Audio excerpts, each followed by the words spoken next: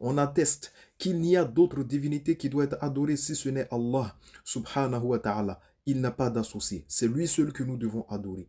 Donc le monothéisme pur. Allah, il est l'unique, il est l'absolu. Il n'engendre pas, il n'a pas été engendré. Nul n'est égal à lui.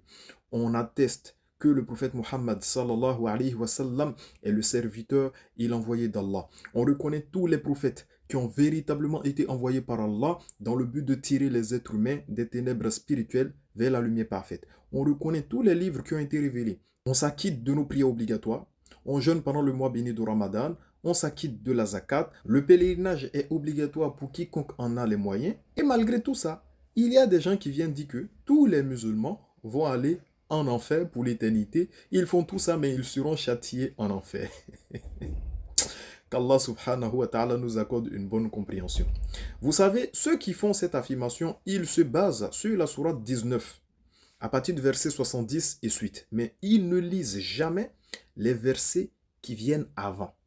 On va faire ça pour eux aujourd'hui. Nous sommes dans la sourate 19, mais on va commencer aujourd'hui à partir du verset 58. D'accord? Je cite.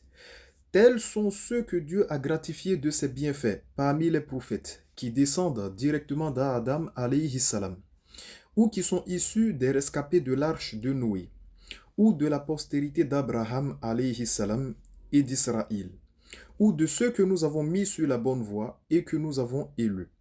Lorsque les enseignements du miséricordieux étaient récités à ces hommes, ils se prosternaient face au sol en pleurant. Vint à leur suite d'autres générations qui délaissaient la prière et suivirent leur passion, se vouant ainsi au malheur et à la perdition.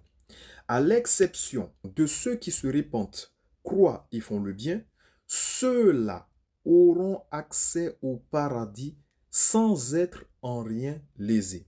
Ils seront admis au jardin d'Éden que le miséricordieux a promis à ses serviteurs qui croient au mystère car ses promesses sont toujours tenues. Nous sommes au verset 62.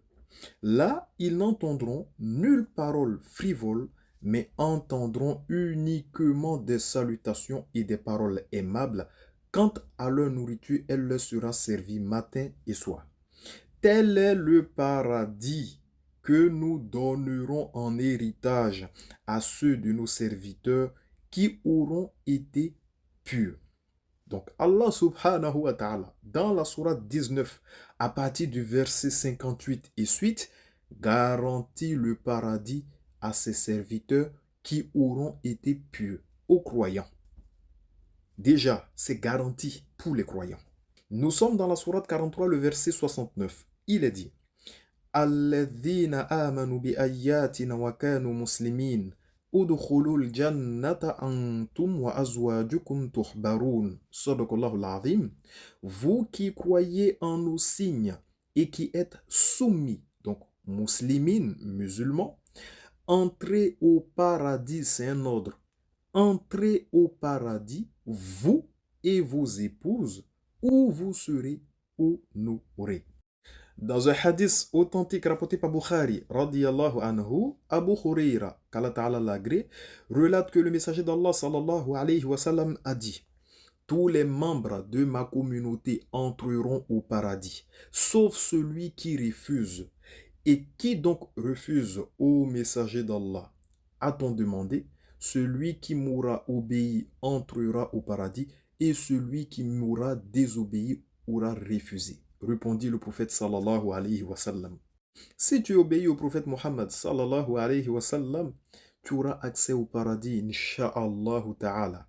Si tu n'obéis pas au prophète sallallahu alayhi wa sallam, ça sera l'enfer et qu'Allah ta'ala nous préserve.